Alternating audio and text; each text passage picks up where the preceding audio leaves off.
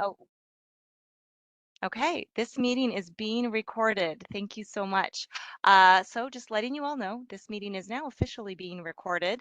Our goal is to share this conversation out. We'll be posting it in a day or two on our seattle.gov/tech blog.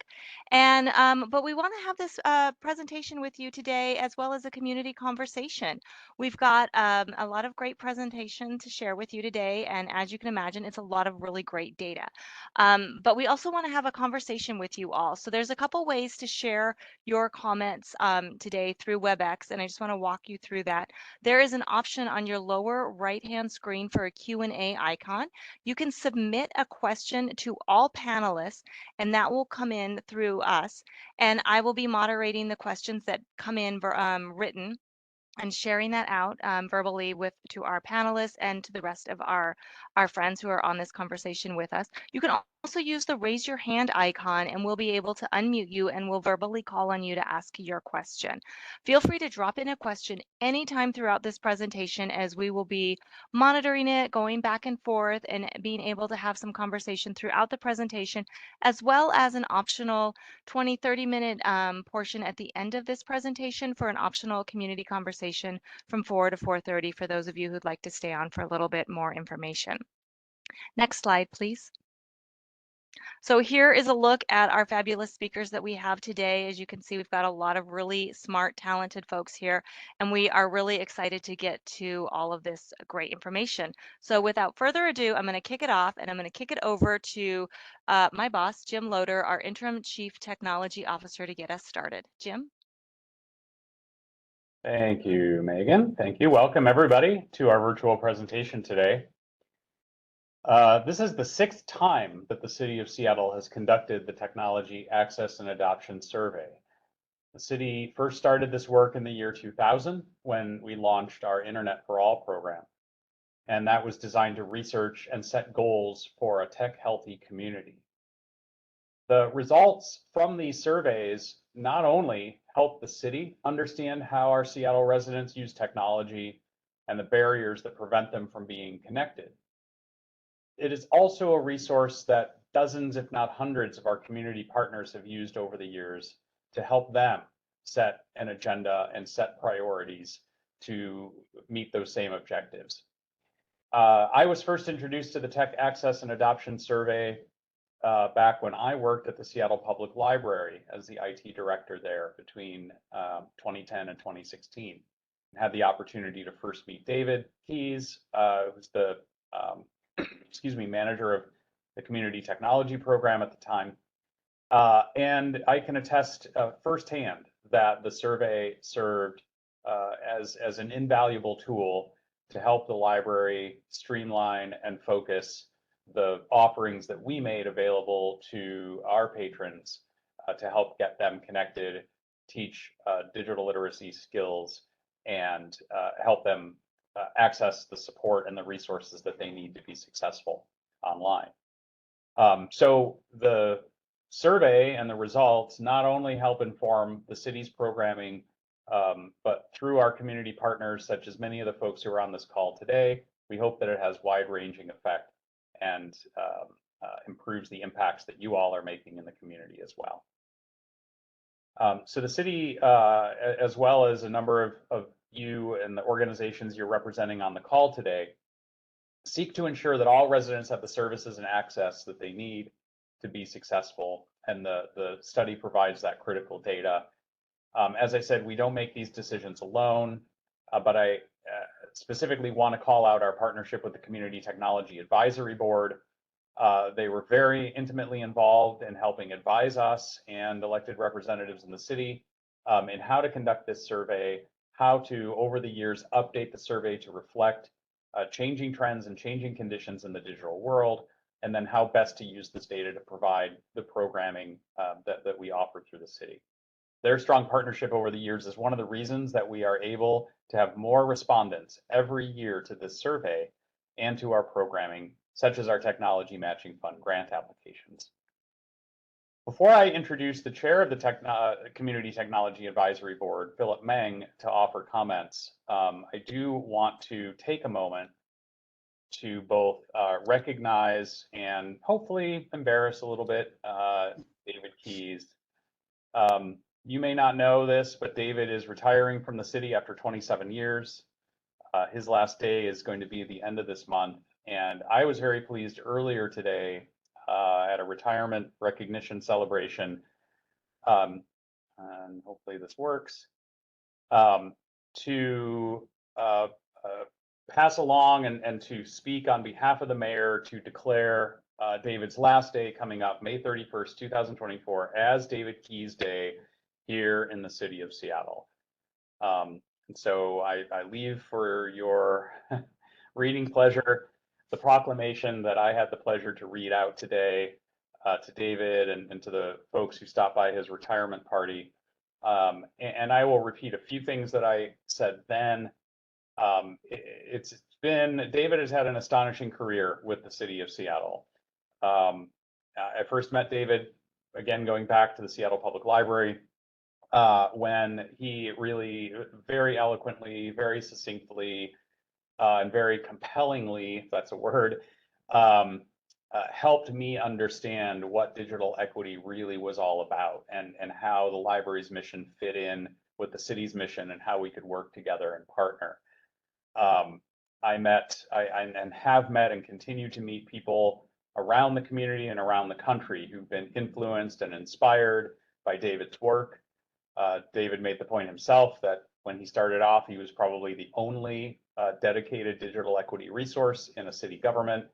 And since that time, over the last 27 years, literally hundreds of US cities have expanded and modeled their digital equity programs on the program that David created and started and shared 27 years ago. So I invite you to virtually join me in a round of applause. I've seen a lot of emojis pop up on the screen already, but let's celebrate David as he, in 10 days time, will retire from the city of Seattle. And on May 31st, let's remember to raise a glass to commemorate David Keyes and on David Keyes Day here in the city of Seattle. All right. So with that, with no further ado, David, again, congratulations and thank you for all of your work over the years. I would like to introduce at this point the chair of the Community Technology Advisory Board, Phillip Meng, to share more about the importance of this work, of the work in this study. Phillip, take it away. Thank you so much, Jim. I want to start by also echoing the thanks to David Keyes for his incredible leadership and contribution to digital equity efforts across the city, and also to this entire team, to Chelsea and Chris, Kathleen, Shaun. I might be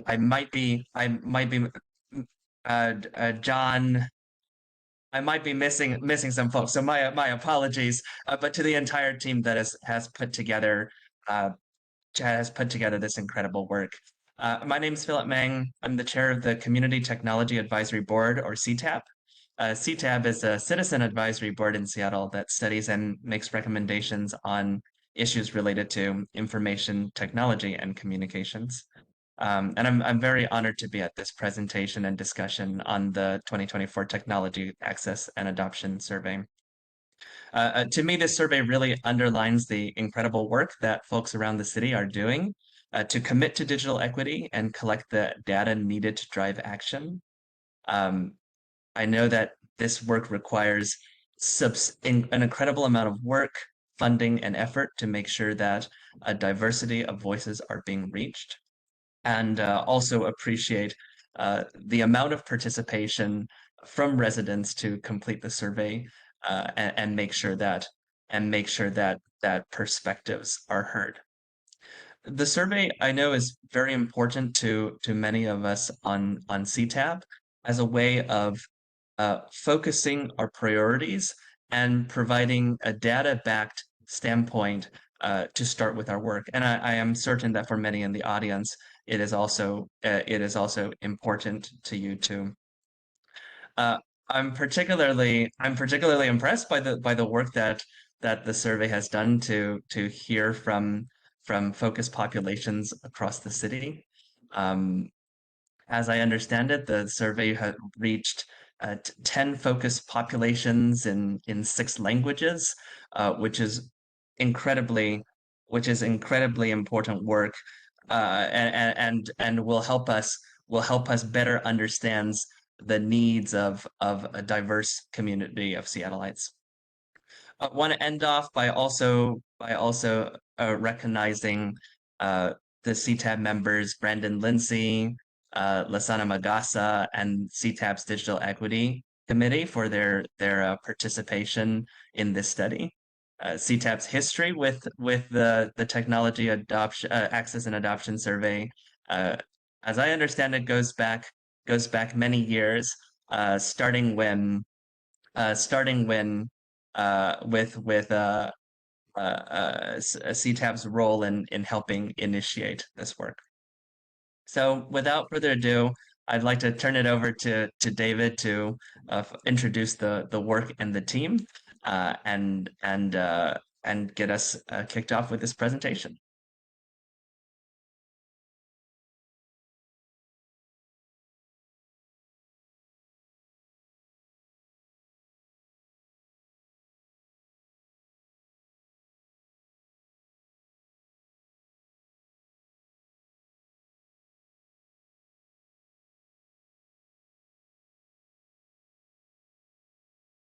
Great.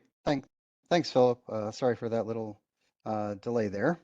So great. So we're going to go ahead and launch into the presentation and kind of into the meat of the slides and the content here. So it looks like it just sort of undid. Okay, there we go. So let me just go ahead and get started. And thanks, everybody. So this is the results of the 6th study we've done since 2000. We've been able to do it every 4 to 5 years to measure progress and continuing barriers in technology access and adoption, and it helps guide our work as well as programs and investments by other city departments, other governments, community, and other funders. And as other folks alluded to, that part of that is the importance in the method, as you'll hear about how do we reach out and ensure voices of diversity are heard, especially historically underserved and those most challenged by technology gaps.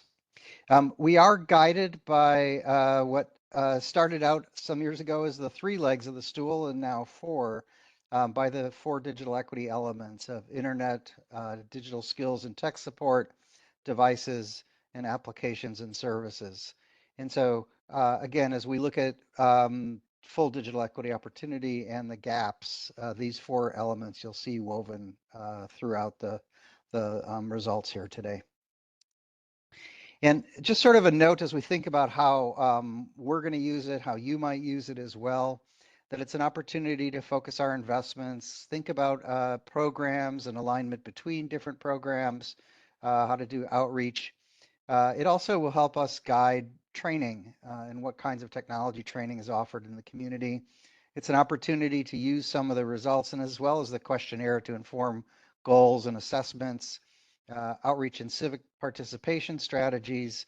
We've used it to inform apps and services design. Also, it's a reference that's available for people that are doing funding applications. It's data that you can cite and relate to your work as well. And again, it's a rally to collaborate to close the gaps. So the topics, and this is a snapshot from our summary report, and we're going to cover some of these areas. You can see the parallel around internet devices, skills and activities, applications and services, interest and skills training, civic engagement, and I'll talk about this connectedness index. And this is a shot of the summary report that I'll just share as a resource later, which is a good starting place. Just to note that since 2018, one of the things that we've done is we better cover a number of topics like the number of devices. Zoom and video conferencing has certainly come into being since then. Telehealth, affordable connectivity programs started during the pandemic, and it's now challenged by funding, but you'll hear about low-income internet program awareness. And then we ask questions about security and information, misinformation as well. We expanded our language inclusion and outreach. I'm really excited about the Native communities engagement that led us to be able to actually report on Native communities. We did focus groups, which we'll talk about in a sec, and we have this new digital connectedness index. So the study overview, just briefly, we had two types of research. You'll hear about what we did. We had 4,600 people that participated through a general population survey, and then focus groups and some earlier design interviews. I've listed a number of the partners here. We have folks from Olympic Research and Strategy, Inclusive Data.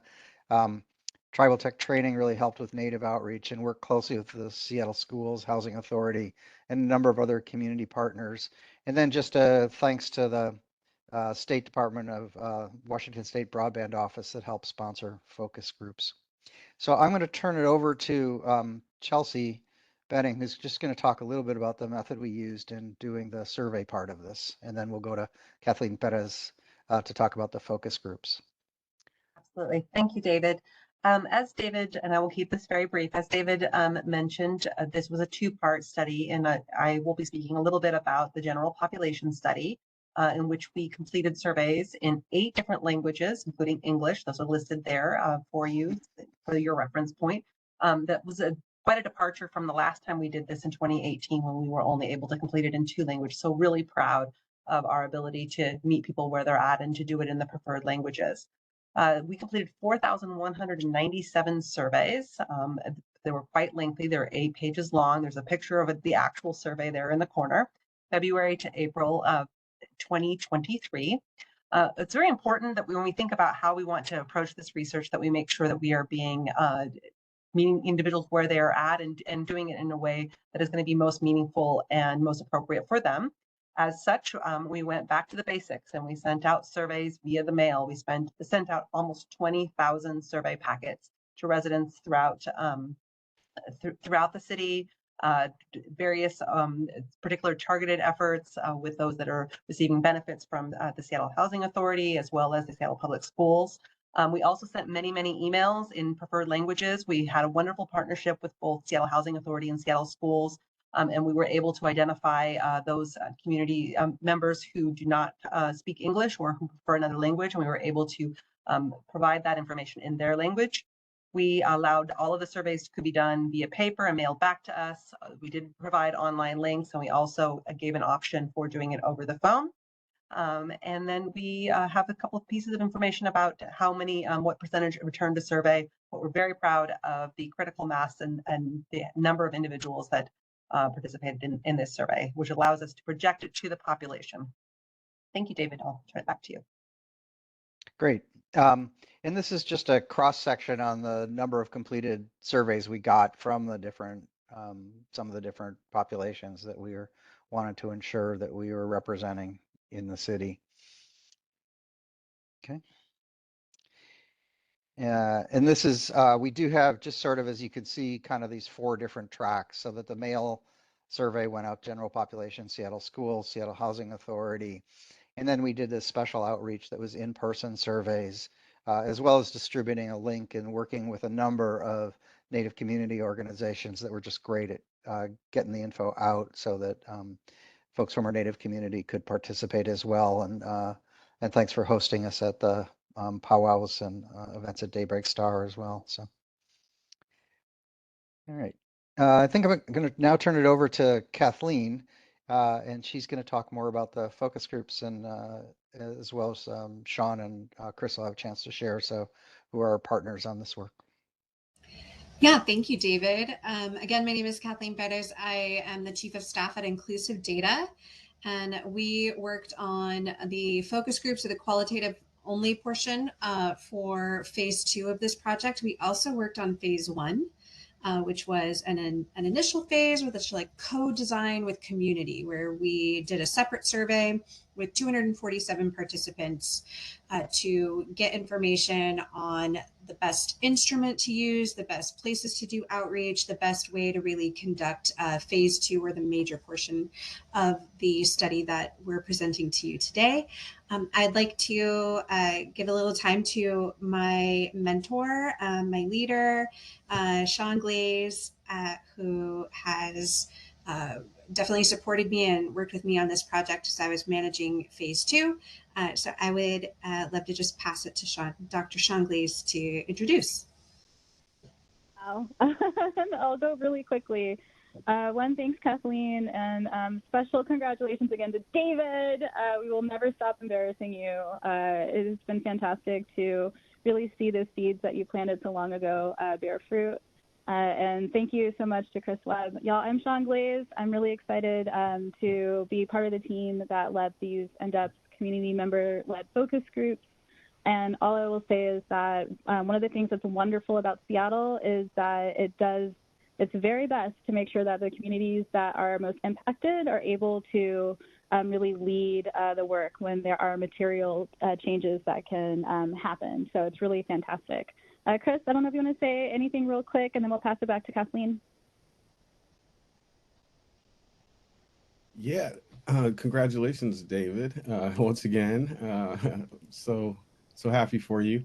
Yeah, I think the only thing I would add probably is just that as background information that we began. Well, I had known David before 2020, but we began working with David in January of 2021 after Shaun brought me on to, the King County Equity Now team as the Internet Access and Digital Equity Research Team lead.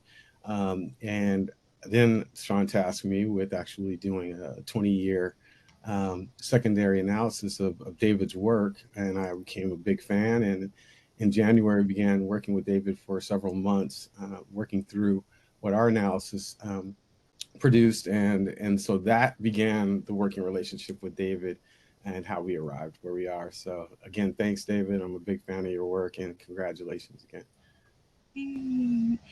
Thanks. Go ahead, Kathleen.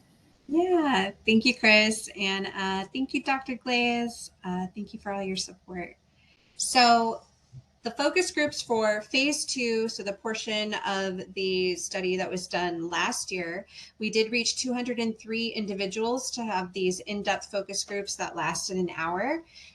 It was on the 10 focus populations, and there was English and 6 non-English languages. Those are listed here, including Khmer, Spanish, Cantonese, Vietnamese. We also had Oromo and Somali. So we definitely got to talk with folks in their preferred and native languages. For folks who had some of the most commonly non-English spoken languages, but also some that were emerging like Khmer. So that was a really great inclusion that we got to have. And among these 10 focus populations, we also divided things up into subgroups. And so there were 4 different subgroups for each of the 10 focus populations. And that included individuals who were 55 and older, people who were in a mix of ages, people who were housing insecure, and people who were community workers. So community workers meaning that these are folks that work in community all day long, all week long, and they are really at the forefront of hearing straight from people what the problems are, what the issues are. They're encountering it time and time again. So we definitely wanted to make sure that their voices were elevated and represented. So we definitely did a lot to be inclusive and to structure these in such a way that there were intersections for folks. And that was really important for us to make sure that that was built into the work. So thank you, David, for supporting that and making that happen with us. We translated the comments, we coded the comments, and then the overall results were aggregated into a really big report in categories based on frequency of responses. And I do definitely encourage folks to check out the full report for qualitative section only if they are interested. Yeah, and we'll share links to the full report from both the qualitative report and from the survey report, and the summary report has both of them. So thanks, Kathleen, thanks, Chris and Shaun. And I'll just say too that Part of the importance of this study was also the process of, we know that it's impossible to really get everybody, but to go back through both the questions to make sure that we were doing our best and reflecting current community, current research across the country on this, and to surface this combination, at least to do emerging and existing communities. So really appreciate the pre-work and the work on it. So I'm going to launch into digital connectedness and internet now. And so as we think about digital connectedness, we recognize that really full digital equity and opportunity requires a combination of things, that it really is to start that internet, devices, and skills. And so one of the things we sought to do in the study is to both dig deep into some of the individual elements of what people, the progress we've made and the challenges people have, and to identify what it means as kind of a whole person, whole family, whole community. And so we also created this digital connectedness index. And from doing that, when we combine those three elements, that we found that almost 2/3 of Seattle have digital connectedness needs, and nearly 13% or 44,000 households have high needs. And that's the combination of kind of the highest degree of need and significant need. So this is, sort of going beyond just the internet. Do I have internet? Yes or no? That this talks about really as a city where we're moving towards in ensuring full digital opportunity and full digital connectedness. So that we still have 13% in the city that have high needs. And if we just look at internet, I mean, a great thing since COVID and since 2018 is that our overall, the number of people with internet has increased 3% from 95 to 98%. What that means is that we still have over 8,100 households within the city that have no way to access the internet at home at all, and that inequities persist for some population groups. And so if we look at that and break that down, kind of starting with that 2% overall, but if we look at particular populations, then we can see that there's still a larger gap. We have some room to, some progress still to be made, with 5% of older adults in Native households, 6% of Black households, and households who have a person with disabilities. And then higher percentages for folks whose primary language is not English was 9%. And for folks in poverty below 150% was up to 11% have no internet at all still. And then we started to look at also, if you really need internet at home and on the go, wherever you are, so we measured that as well. And 8% of Seattle households, nearly 26,000, don't have internet at home and on the go. And there's definitely higher percentages for some of these vulnerable and communities that are disadvantaged in this. So again, going up to 26% of those in poverty, 18% for disability, 16% for older adults, 25% for those who speak other than English don't have internet at home and on the go. And as an aggregate, 11% of BIPOC, Black, Indigenous, people of color communities. And one of the things that we've all been working on the last few years is helping to connect people to the low-cost internet programs. And we had the Affordable Connectivity Program come up while we were, during COVID. There had been some low-cost internet programs before that, particularly kind of note from Comcast and Astound here in Seattle, offered in Seattle and to some extent elsewhere. So we asked people what their awareness and their use of these low-cost internet programs are.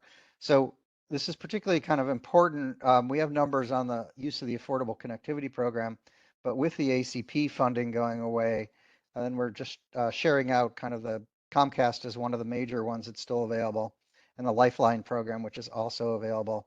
And again, just under half were aware of the Comcast Internet Essentials. But only about 24% of those who are eligible based on income are using that program. And similarly with the Lifeline program, that's less benefit, but is also continuing, that only 28% are aware of it and 11% are using it.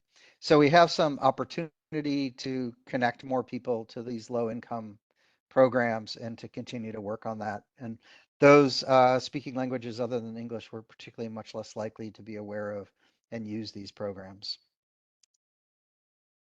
And then one of the things that we also measured and got data from people is that this is kind of startling, I think, in the past 12 months, 1 in 20 households or 5%, more than 33,000 residents went without internet at home for a month or longer. So they had internet, but they had these interruptions. And we don't know exactly why for everybody, whether that's a technical issues or a combination of technical issues of pay as you go, they couldn't afford it some months.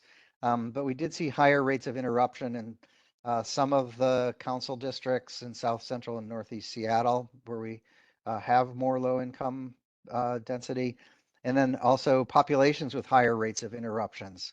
So again, compared to that 5%, it was 17% for Native community members, 18 for folks living with disabilities, and Black community was 19. Living in poverty was 20%. So significantly, and again, the importance of checking more than just do you have internet.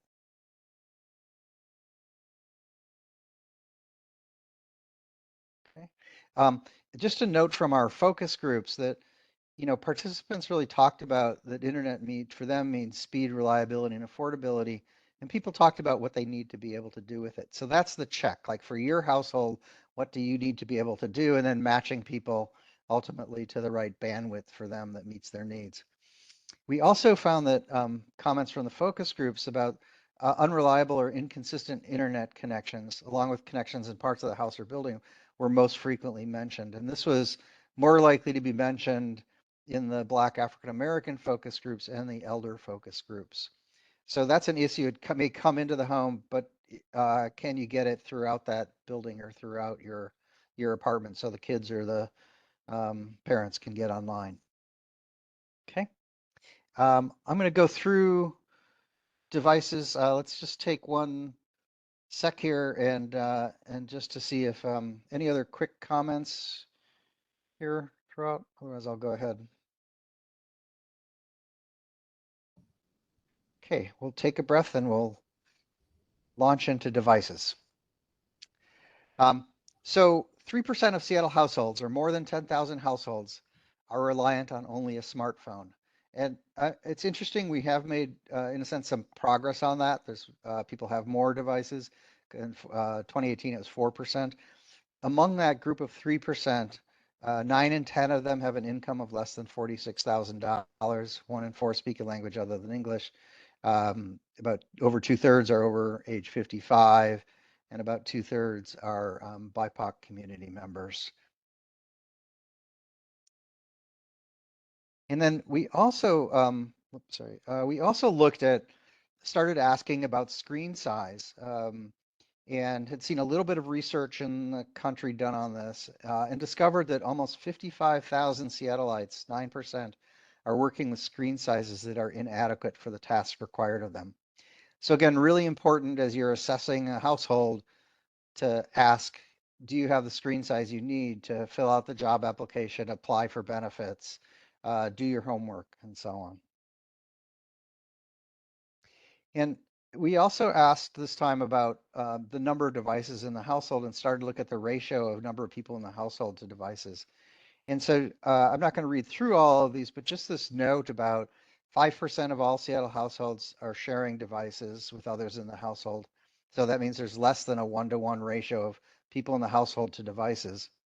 But then that number goes up for folks with kids was double that at 10%, up to 14-15% for disability and Native, 10% for Black, and then 20% and above for those that were 150% of poverty level or below and whose primary language is not English.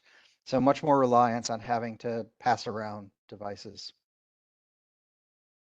And a comment from the focus groups, that sort of catches, I think, the complexity and the sort of whole system challenge in a household that we need to keep working on is this comment from one of the Spanish group participants of, I wish there was more security on the internet when children surf. Also wish there were more resources to help buy a computer at low cost. computer classes on weekends because they have to work through the week. And so it's also, I think, a story for us in weaving together, both being able to provide the benefits and being able to connect people to where they are in the community. Okay, so moving on to online skills, tasks, training, and training interests.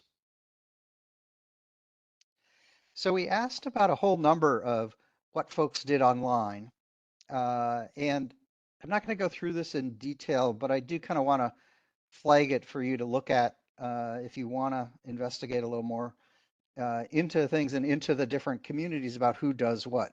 And certainly not everybody needs to do everything. Not everybody is a student. Not everybody is necessarily a worker, but there's a lot of kind of basic things that people need to do just to be a participant and meet their needs around this first category of communication, social networking, and content creation.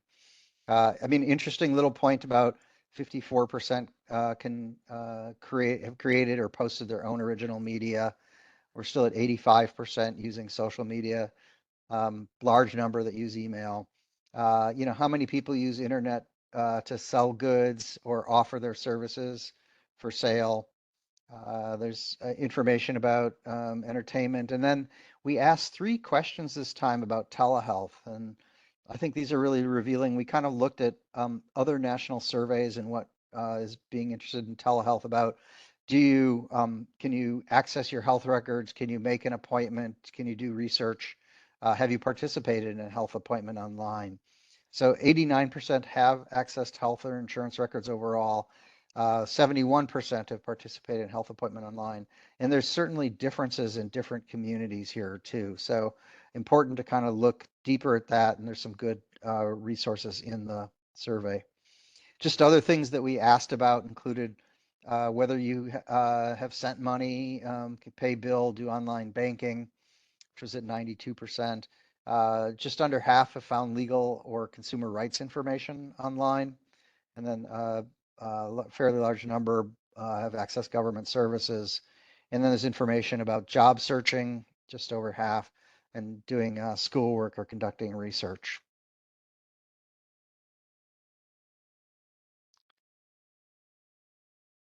All right, then as we think kind of going one step beyond the, oops, so sorry. One step beyond what you do online is what your skills are. And so we asked a number of questions and really appreciate folks sharing this with us, you know, about what kinds of things and how comfortable are you doing this range of tasks. And I think what's also useful is looking at this in terms of 4 basic categories of tasks around basic setup skills. Can you set up your device, connect to Wi-Fi, set up an email account? Security skills. So we asked more questions about that. I'll just sort of note we did ask about, do you recognize what information or content may or may not be trustworthy, which is a challenging question. And then asked about collaboration skills. Can you share documents? And so we've got information about this. I'll talk about it in a sec. And then just sort of noting that only 2/3 of people knew how to measure their internet speed. We kind of kept that separate from the other task categories. And so good news is 3 in 5 residents were able to perform all types of digital skills, but there were significantly lower digital skills among older adults, lower income folks, those that speak a language other than English, disabilities, and significantly less in various BIPOC communities. And that does parse out differently within different communities, but it's really significant to kind of look at that. And again, the sort of check how comfortable are people doing these skills. And then we asked about concerns about accessing and using the internet. So more people are worried about it than in 2018. So we have seen the concern about security, personal information go up, how your data is being used, online viruses, protecting yourself and protecting yourself and your kids online went up significantly since 2018. And so to sort of kind of circle around on that, we asked what people's interests would be in various digital skills training topics. And what really came out on top was over half, 54%, were interested in training and protecting themselves and their data online. Interestingly, just under half were interested in learning how to code software and applications, and 43% on computer hardware and mobile device troubleshooting. And in the study, it's in the report itself, there's different information about different communities and interest in training topics. From our focus groups, most participants were, whoops, sorry. From our focus groups, folks expressed an interest that they're more likely to prefer in-person training, with a slightly lower number preferring online or hybrid in-person online training, which that messaging, I think, to me is that you have a difference. You need to ask people, and we need to continue to offer training in different modes and ensure that folks are comfortable and recognize what they need. For instance, in terms of like their own personal situation, can they get to training, for instance? And then the top 3 topics of greatest interest in the focus group were internet basics, computer or tech basics, and protecting yourself and your data online. So just a moment about civic participation, and then I'll just share kind of what resources are available to you for follow-up. Overall, electronic communication was preferred over physical communication, with 3/4 selecting email as the way that they want to receive information or give an opinion to a community group or city of Seattle. There were still 34% that preferred a physical letter or mail, and 32% a text message. And so email does stand out across all age cohorts and race and ethnic groups. Those earning under 46,000 a year preferred email. Those under the 27,000 per year income group were more inclined than some others to prefer text messages, calls, or in person. I mean, what's maybe not surprising, but interesting, we saw a 9% rise in the preference for receiving a text. So it's up to 32% now. And Black and Latinx residents were more likely to prefer using text messages.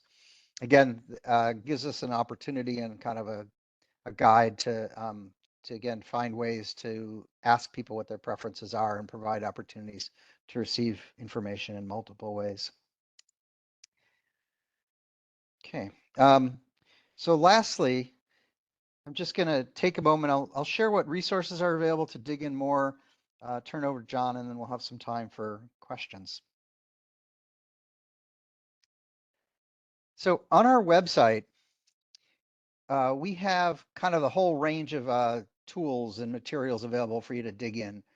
So a good starting point is the summary report that combines some of these findings from the pre-interviews, the focus groups, and the survey, and gives you kind of a great starting point.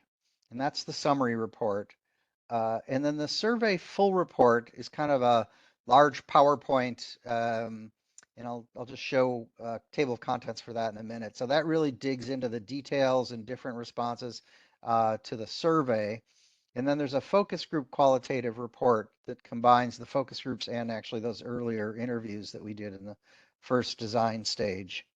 And then also is a data explorer dashboard, and the survey questionnaire is available in multiple languages. And the homepage for the study has a whole variety of the data sets are available, the materials from the focus groups, and the materials used in promoting the survey. So we've posted a lot of resources to be available. And this is just a snapshot of the data dashboard that's in Tableau. So it has tabs for individual and households to look at those different questions. It doesn't have all the questions that we asked in the survey in here, but it's a great way to poke around, and then you can sort through and pick different topics, like pick the 150% or 200% of poverty level, and look at the percent of internet and cost of internet and devices and so on. And you can split it by zip code or council district. And this is just a quick example, something I pulled about why do you not use the internet more, and filtered it for 55 plus to see that. So that's a snapshot of one piece you can pull from the data dashboard. And then this is the table of contents for this survey full report. So you can see it has each section and a number of pages for each section. And then it also has a section that has these 2-page summaries of profiles.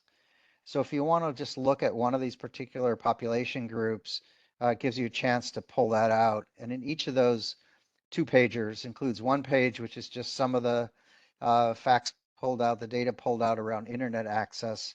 This one is for native populations. And the second page has device access and activities and skills. And then the qualitative report from inclusive data, this is the table of contents for that. So you can see also where it parallels some of the questions that were asked in the focus groups, and it has more detailed findings and what Kathleen and company pulled out from the 40 focus groups that they did. So I encourage you to again poke around, dig in. These are all PDFs that are available to download. So lastly, that's just the what's on the website, and I'm gonna turn it over to John Morrison Winters. So talk about next steps. Well, thank you so much, David. And every time I hear you speak about this tech access and adoption study, or every time I spend more time with it, the more impressed I am, the new information or data I find. And I feel like I've only just scratched the surface. It really is an amazing resource. And I would encourage everyone on the call to spend some time, take a look at these links, take a look at our website, www.seattle.gov/tech. It's featured prominently there, and you can find it there. And it's just such an incredible resource. And I'm going to speak a little bit to sort of what comes next now that this most recent version of the Tech Access and Adoption Study is completed. What are we as a city? What is the City of Seattle Digital Equity Program going to do with this? And so I just wanted to point to a few things that we're doing and are moving into now as the study itself is done, but the work is just beginning. So the first thing is to share the results of the study. And that's what we're doing right now this afternoon. And so in addition to that, we're presenting to other partners and groups and making sure that that folks have seen this incredible information and this resource that's now available for anyone who would like to use it in their work. Beyond that, we're really doing all we can to continue the incredible work that David and team have nurtured and grown, and in the focus areas that David mentioned. Devices and digital skills and digital navigation are focus areas of our technology grant programs.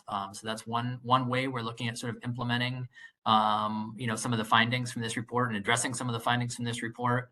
We're looking at addressing connectivity as well. Currently in Seattle, it's a little bit less about infrastructure and more about affordability. That's one of the biggest it remains one of the biggest barriers in Seattle for connectivity. And some of you may have heard of the Federal Affordable Connectivity Program. We've had to pivot our approach a little bit. Unfortunately, that program is running out of funds. So we're looking at ways to address affordability more broadly and by connecting residents to other low-cost internet programs, including programs provided by internet service providers.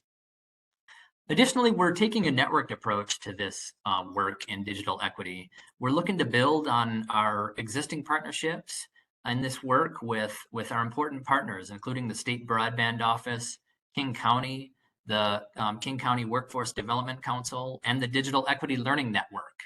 If you haven't heard of the Digital Equity Learning Network, I would encourage you to look them up. They have a great website, and they're a great network of individuals that are all interested in digital equity, interested in improving the situation in terms of our residents' connectivity, and they serve the whole county, and Seattle is part of the county. All of King County and Seattle working together, and great folks working together to improve the situation around connectivity and digital equity in Seattle and King County. So look them up. We're also taking steps to consider the current status of our Internet for All Seattle initiative and how this incredibly data-rich technology access and adoption study can inform that work going forward. This strategy work includes taking a hard look at all available resources, including public-private partnerships, to ensure that our digital equity vision is achieved. And the important work that David has done is sustained into the future. So, you may hear more about that in the future in terms of where this work is going, what we're going to be doing, maybe a little bit different than what we've done in the past, or really just re-emphasizing this important work that we've been doing. If you'd like to get involved, as I said, there's links. These slides will be sent around, and on the current slide that's up, you can see our website, seattle.gov/tech. That's a Seattle IT website that, again, features this study prominently and features our digital equity work prominently. And you can also email us. There's the email address on the slide. That's digitalequity, all one word, at seattle.gov. And with that, I'm going to pass it back to David. Thank you. Great. Thanks, John. And I think we have some time for questions as well. So I just want to encourage everyone, if you have a question, you can either raise your hand and then we'll call on you and unmute you, or you can drop it into the chat for all panelists and we'll read it out and get it read. So if there are any questions, please let us know. And I know if certainly if Shaun and Chelsea and Chris and folks want to comment back, we could also take a look back at any slide, or just if they want to fill in some information too.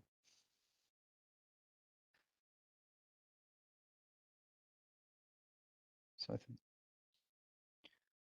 while we're looking for that, I'll just mention too, I think as we look at the internet here and the findings, this piece about one of the things that we also looked at that's in the report is just what percentage of income folks spent on their internet costs.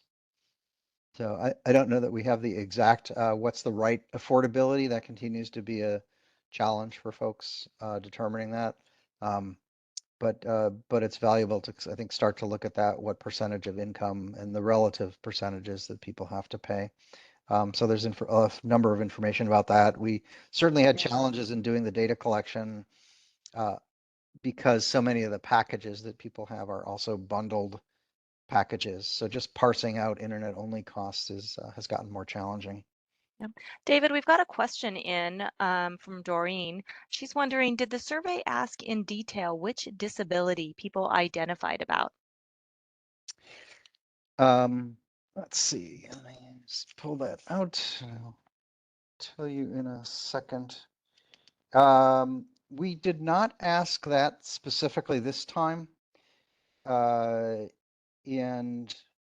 because kind of in part because we were concerned that we would get too small a sample to have it of any particular disability to have it represent from a population point of view. So we consulted with some folks from the former chair of the City Commission on Disabilities about the question. What we did end up asking was, do you or does any member of your household have a medical condition, physical condition, or disability that makes it difficult to use technology or the internet without assistance or adaptation? But I think that certainly Doreen's the second piece of that in a sense is, as we look at what adaptive technology people need, then that's an important consideration. And the reason why places like the STAR Center, Special Technology Access Resource Center at Center Park, is valuable, that offers adaptive technology. Awesome. All right, thank you, David. We do have a hand up. Andrea, your hand is up. We've unmuted you. If you'd like to share your question with David or any of the other speakers, please go ahead and do so.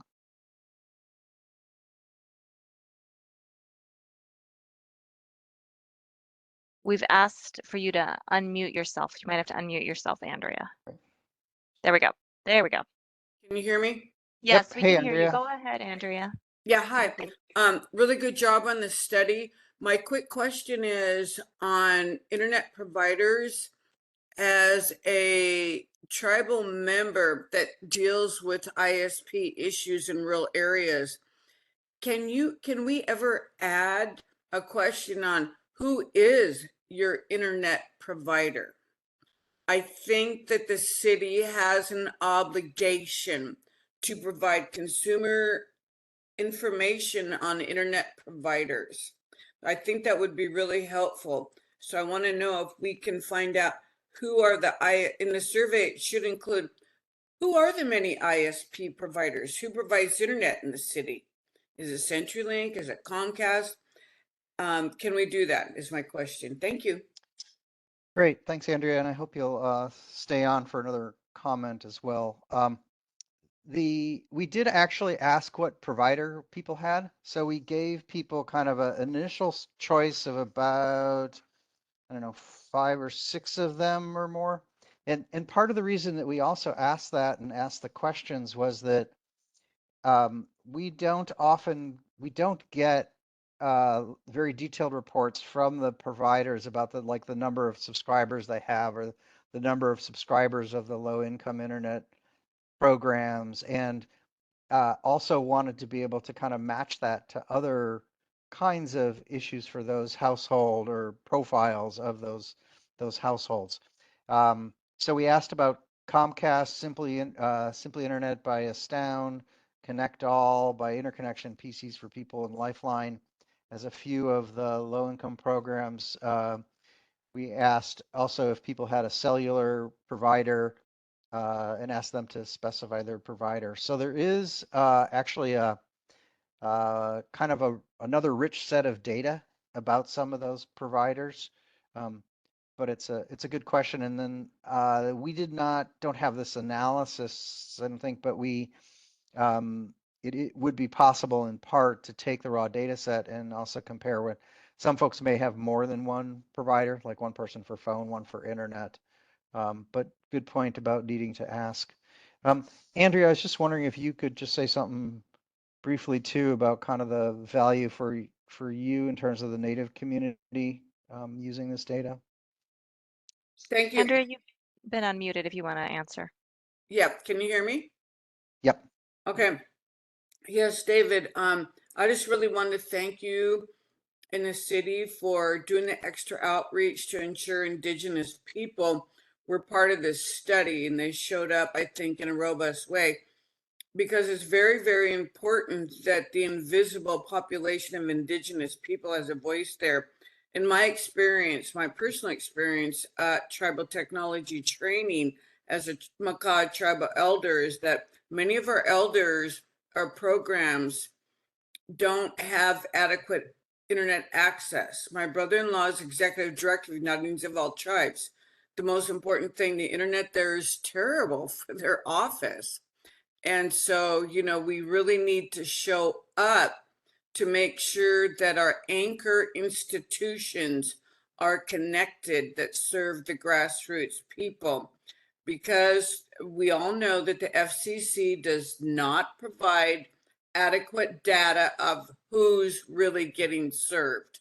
There is no data. We're working on that. I applaud Washington State Broadband Office for trying to help understand who's being served and who's not. But that information, David, is very vital for the grant writers of our community nonprofits, so that they can use that data to better serve their populations. So again, I thank you from the bottom of my heart for your good work. Thank you so much. Yeah, thanks, and thanks for Tribal Tech and your participation. And I think it just does also kind of noting that we hope, I think there's an opportunity as we all learn from each other, those who are doing community studies, that these tools and consistency across questions and just the community information collection will spread, that there will be more of it across our state and urban, rural, and tribal areas as well. All right, I've got another question, David, that came in, a written question. It says, could you go a bit deeper into the screen size issues mentioned? It seems like it might be an app or a website issue, but is it easier to fix that or the device availability problem? Example, how many of the apps/websites come under the city's purview? Yeah, others should feel free to chime in on the answer here too. I also just sort of want to recognize, I know we've hit 4 o'clock, so if folks need to sign off, but we'll be here for questions. So I think it's a good point about what's the solution for a particular individual. I know that the city has and other benefit providers, because we do see a lot of uses from people of smartphones, phones, smartphones. So we've certainly designing websites and apps to be smartphone friendly. Um, and we know from other work that people use whatever device, if they have a phone handy with them, they'll use that mainly. Um, but I think that it is still challenging in some of the design and some of the way things are parsed out for smaller devices to be used for all work. And of course, it also matters to who the individual is and how much they can do on a particular screen, their comfort level in navigating, as well as something like the ability to save a screen and come back later, or to be able to start something and pull it up later on a different device.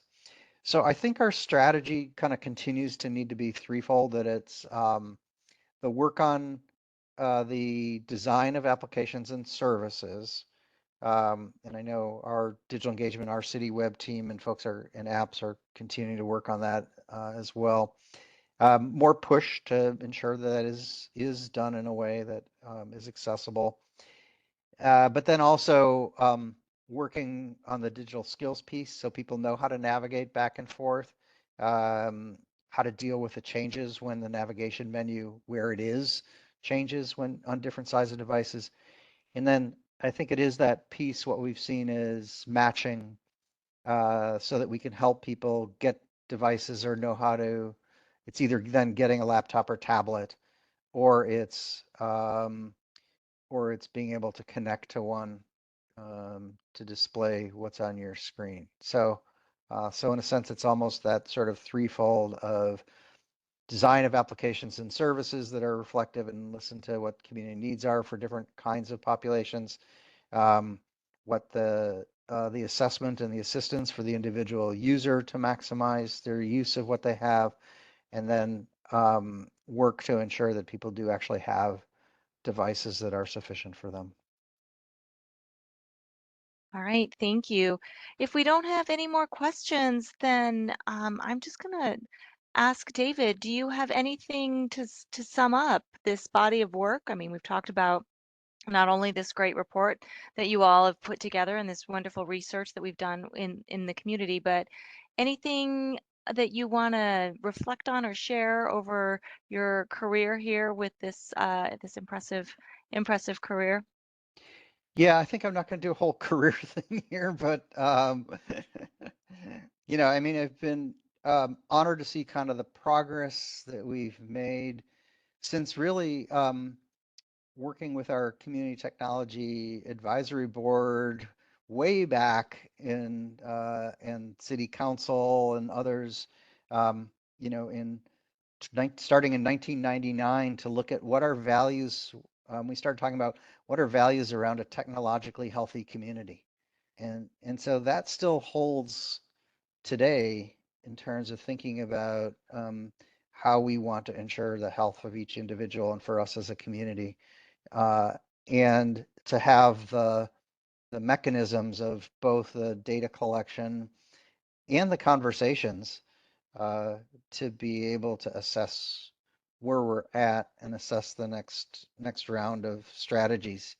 And just a note, as Chris was drilling me about the answers and on the last survey and how the questions were framed, and as we came back and continue to sort of pick that apart in detail.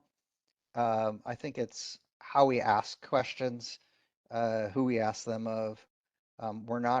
It's not going to be perfect science, but but this data I think is there, like John said, there's a lot more to dig in, and I know folks are available to continue to do presentations to share out the data. If you have questions uh, about it as you're looking at it, to contact us and we'll look into it, even if I'm not here. But the sort of conversation and maximizing then how we use this to, there's an opportunity a real opportunity to use it to help prioritize and strategize and collaborate on working together on the solutions. So again, it was really the team effort, you know, and also learning from people around the country doing this research that we all sort of build on each other, and are pleased to have contributed to that too with the depth that we did here. Wonderful. All right. Well, I just want to say thank you to David and John and Kathleen and Chris and Shaun and Chelsea and Philip and Jim, as well as Delia and Alice, who are behind the scenes with me. And thank you all for joining us today for this fabulous presentation. And if you want to read any more about this or explore the dashboards, you can find it all at seattle.gov/tech. And we will get this presentation and resource materials posted on our Tech Talk blog within the next couple of days. But everything is already up there on seattle.gov/tech. So thank you all for joining us, and I hope you all have a great afternoon. Thank you all. Thanks all. Thank you.